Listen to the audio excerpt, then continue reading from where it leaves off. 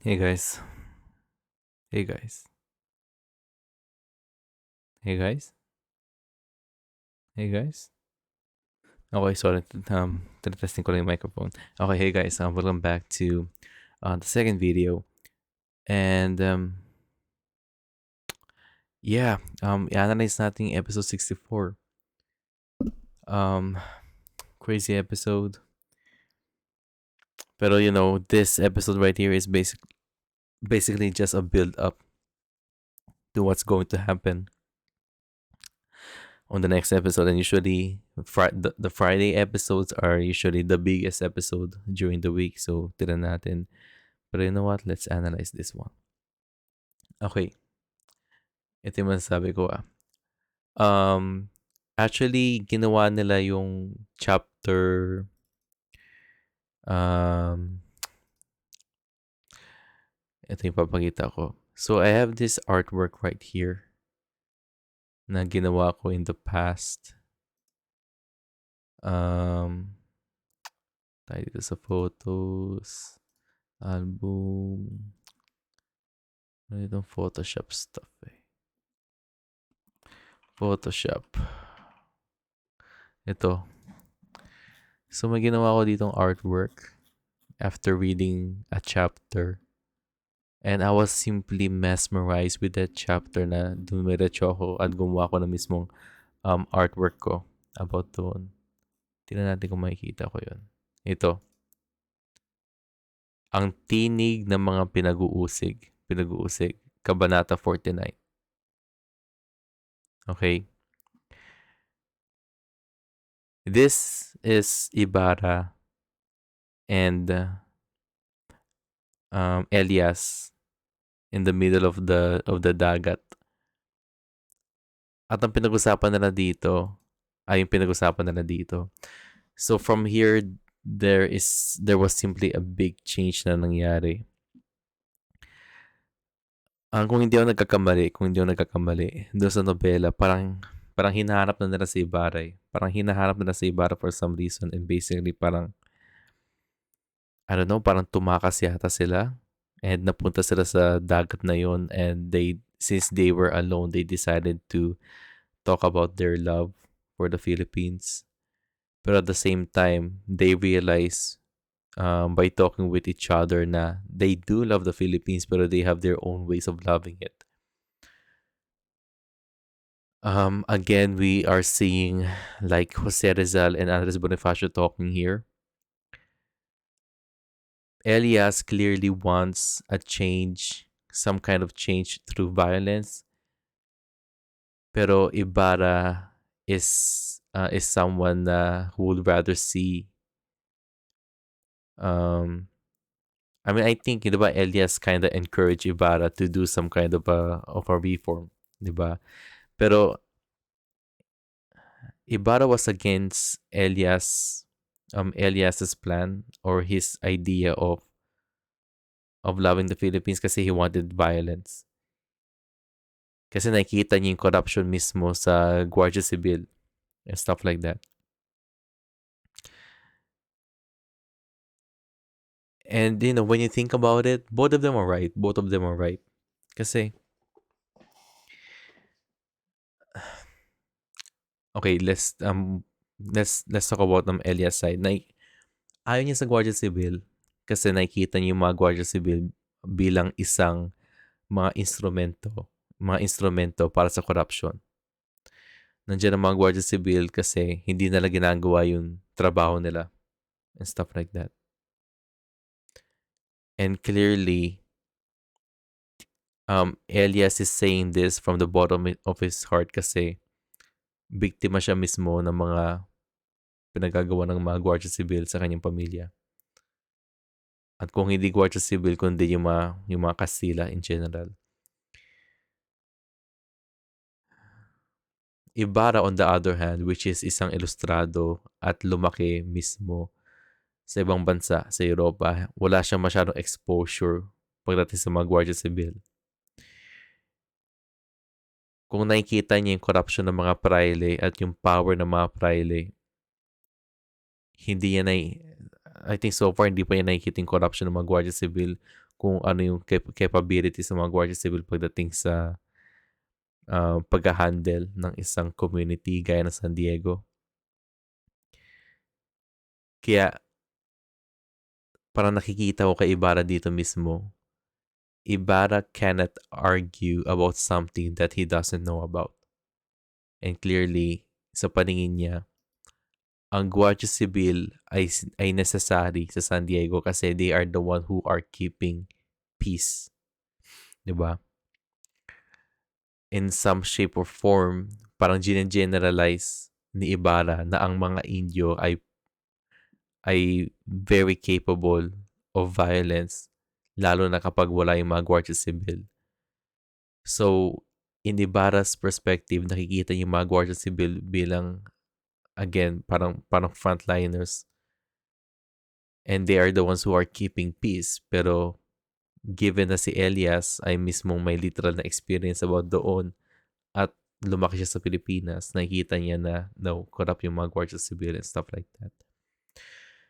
Minention din ni Elias dito na dapat i-lessen yung power ng mga praile.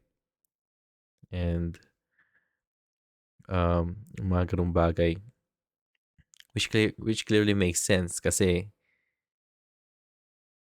sa nakikita natin so far sa show na to, napaka-powerful ng mga praile dito. And they are using their power for their advantage. Diba? Going back to the Maria Clara thing, it can be argued na Padre Damaso used his power to get in touch, like literally with Maria Clara's mother. And now Padre Salve is using the same power para makuha niya mismo si Maria Clara. And it sucks. I think na-mention ni Elias yun, yung about that idea once dito. Pero in the books yung chapter na to was way longer. They had a longer conversation about the very same topic that they were talking about. I already forgot like some of the topic that they had to talk about, pero I think Elias mentioned na tinanong niya mismo kay Ibarra na sa tingin mo ba mahalaga yung mga pare dito sa Pilipinas and stuff like that. And then Ibarra told him, yeah, mahalaga yung mga pare dito.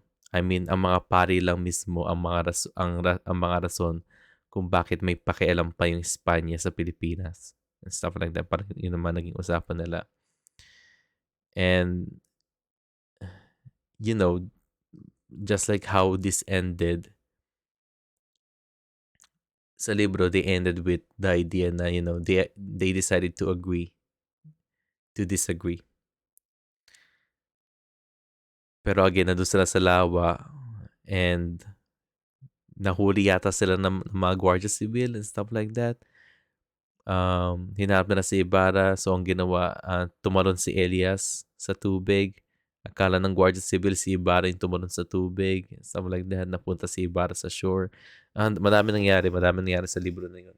Pero, you know, right now we are starting to see more changes, more disparity compared to the books and from the show. One, hindi na natin nakita yung fiesta mismo. Hindi na natin nakita yung fiesta ng San Diego, which is a 5-day thing.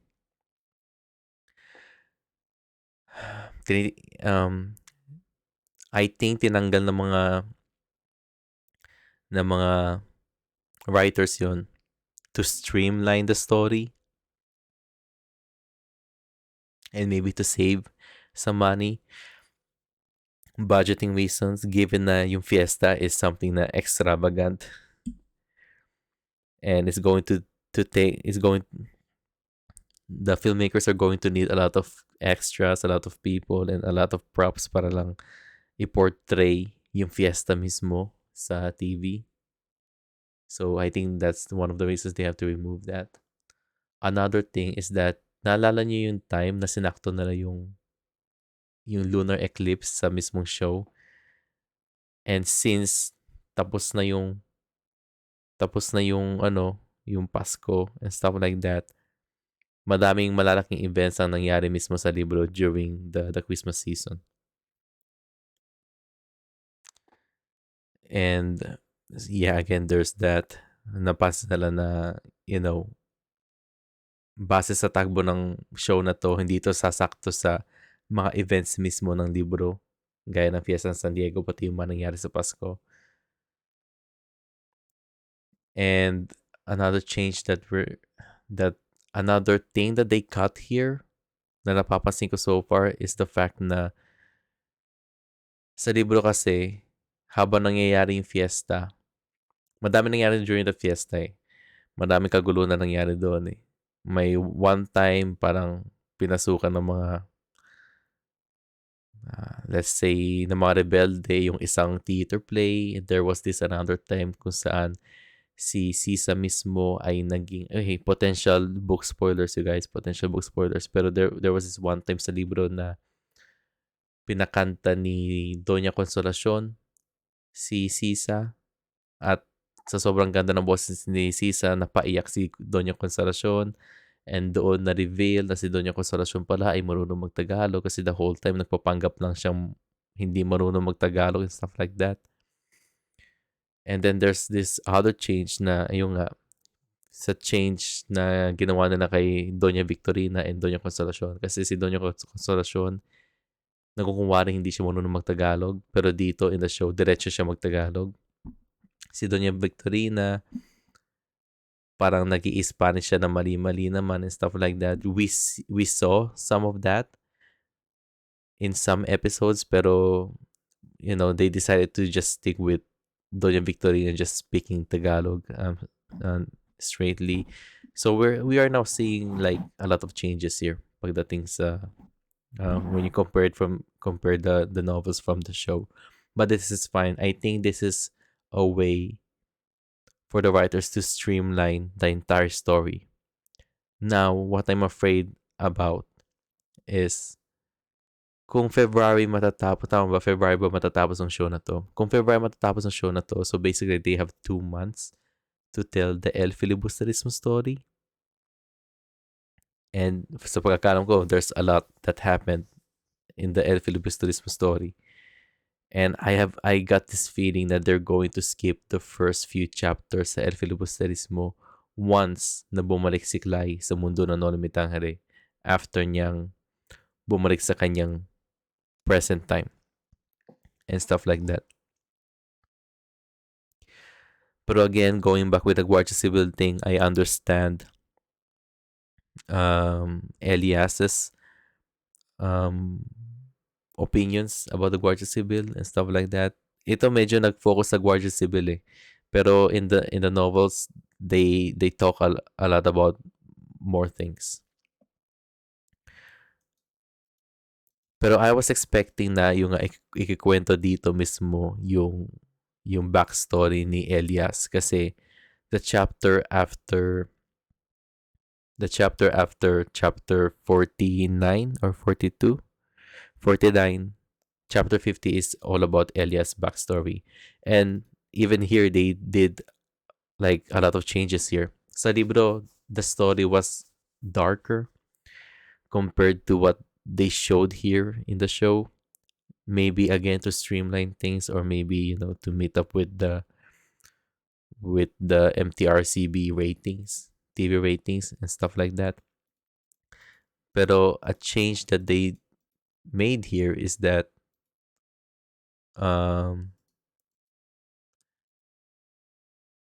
ito. So yung nagpakamatay yung lolo ni Elias, yung nanay niya, yung lola niya hindi namatay on the spot din. Hindi namatay. Actually, they tried streamlining everything here. Tama ba ito ba yung lolo niya o ito yung tatay niya? Medyo nalilito ako. I'm assuming na tama, ito yata yung lolo niya. So yung nagpakamatay yung lolo niya dahil sa depression, nalungkot ang lola niya. Pero pinakita dito sa show, namatay yata siya dito on the spot. Pero what happened in the books is that yung namatay yung lolo nito, napagbintangan yung lola na siya ang dahilan kung bakit nagpakamatay yung lolo.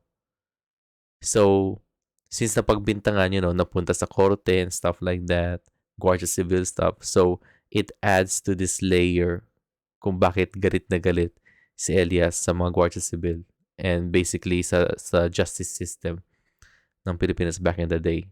So, it adds to that layer kasi napagbintangan yung kanyang lola na siya ang naging dahilan kung ba't namatay itong lolo na to. And clearly, we didn't see that in this show right here. Ito naman, ang lolo naman sa mother's side ang nagpa-lay sa kanila. I think sa nobela, there was this other distant relative pero ginawa na lang ng lolo to. Maybe to streamline stuff.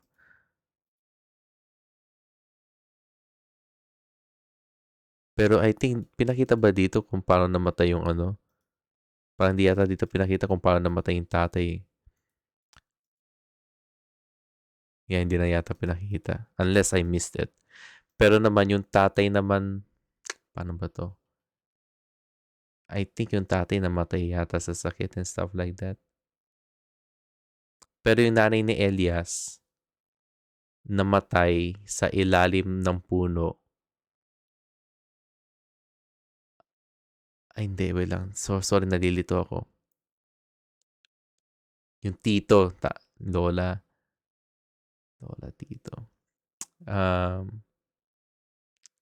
God, kailangan ko nalilito ngayon, lola. Okay. Sorry. Dapat sinabi ko nga yung lola niya na pagbintangan. So, since napagbintangan to, parang pumangit yung image ng lola niya sa community. So, what the community did, yung tito ni Elias, parang chinap-chap at pinagsabit yung mga limbs niya sa iba't ibang parte ng city, or I think yung bawat parte ng katawan ng tito ni Elias ay pinaglagay sa iba't ibang city and stuff like that. And then, doon namatay yung lola ni Elias once na makita ng lola ni Elias yung ulo ng kanyang tito na nakalagay sa basket.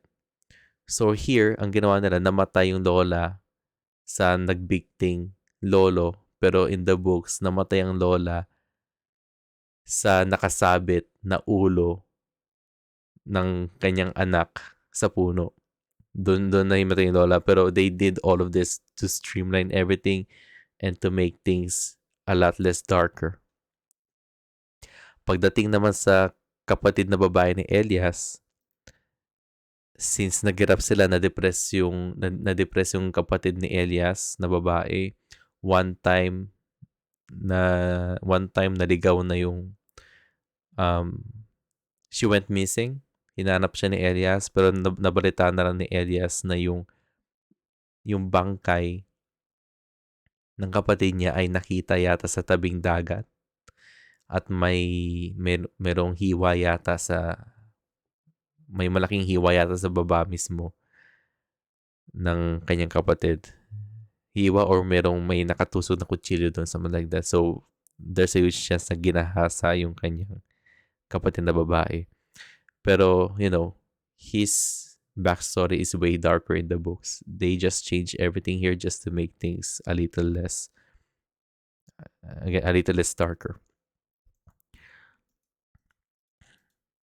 Pero anyways, hey, I'm not choosing sides kung either Team Elias ako or kay Team Ibarra ako. Pero I'm a person who would rather handle the situation without violence, so I'll be with Team Ibarra all the way through. Pero ang problema kay Ibarra is hindi nakikita ni Ibarra yung corruption ng Guardia Civil or yung corruption ng justice system. Kaya within the context of this scene, mas tama si Elias mismo.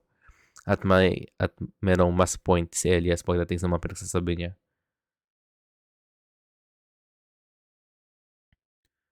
And he is saying this kasi basically what he's saying na pagdating sa justice, wala talagang justice pagdating sa mga Indio katulad ni Elias. And Ibarra is just blinded by the fact na, isa siyang ilustrado kaya hindi niya yun mismo nakikita. Kaya nga tinanong niya mismo yung backstory ni Elias para at least maipasok ni Ibarra ang kanyang sarili sa mga tsinelas or sapatos ni Elias. Pero hey, they decided to agree to disagree. Ganun din naman. And then,